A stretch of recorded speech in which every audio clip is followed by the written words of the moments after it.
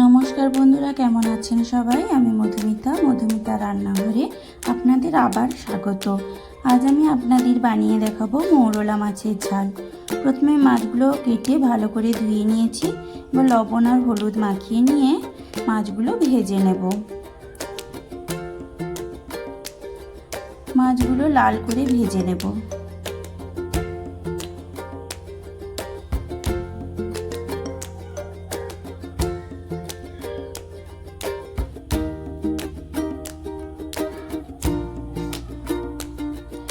মাছগুলো এইভাবে লাল করে ভাজা হয়ে গেলে তুলে নেব।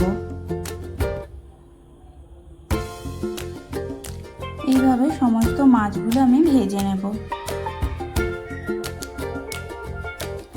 সব মাছগুলো ভাজা হয়ে গেলে তুলে নেব। এবার কেটে রাখা আলুটা দিয়ে দেব। এই আলুগুলো এখানে আমি লম্বা করে কেটে নিয়েছি, আপনারাও লম্বা করে কেটে নেবেন। এবার পরিমাণ মতো লবণ আর হলুদ গুঁড়ো দিয়ে আলুটা ভালো করে ভেজে নেব।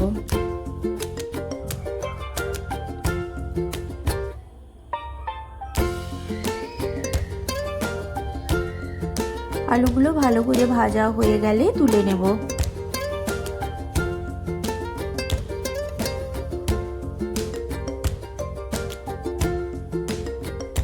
এবার বেগুনগুলো দিয়ে দেবো। এখানে আমি বেগুনগুলো লম্বা করে কেটে নিয়েছি।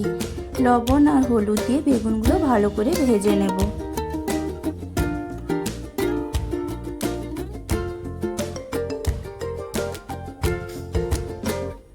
বেগুনগুলো ভালো করে ভাজা হয়ে গেলে তুলে নেব। এবার কড়াইতে তেল দিয়ে পেঁয়াজ বাটা দিয়ে দেব। পেঁয়াজটা হালকা ভাজা হয়ে গেলে টমেটো কুচি দিয়ে দেব। এবার টমেটোটা গলে গেলে হলুদ গুঁড়ো, লঙ্কা গুঁড়ো আর সামান্য জল দিয়ে মশলাটা ভালো করে কষিয়ে নেব। মশলাটা ভালো করে কষানো হয়ে গেলে ভেজে রাখা আলুগুলো দিয়ে দেব। এবার আলু আর মশলাটা ভালো করে নেড়ে নেব। সর্ষে বাটা দিয়ে দেব। এবার একটু নেড়ে জল দিয়ে দেব।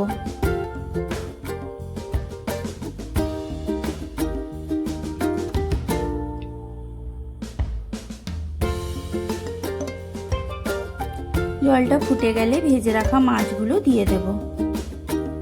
এবার ঢাকা দিয়ে দেবো আলুটা সেদ্ধ হওয়ার জন্য। আলুটা সেদ্ধ হয়ে গেলে ঢাকা খুলে ভেজে রাখা বেগুনগুলো দিয়ে দেব। একটু ফুটে গেলে তারপরে নামিয়ে নেব।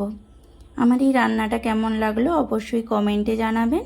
আর এই রকম আরও ভিডিও পেতে আমার চ্যানেলটা সাবস্ক্রাইব করে দেবেন।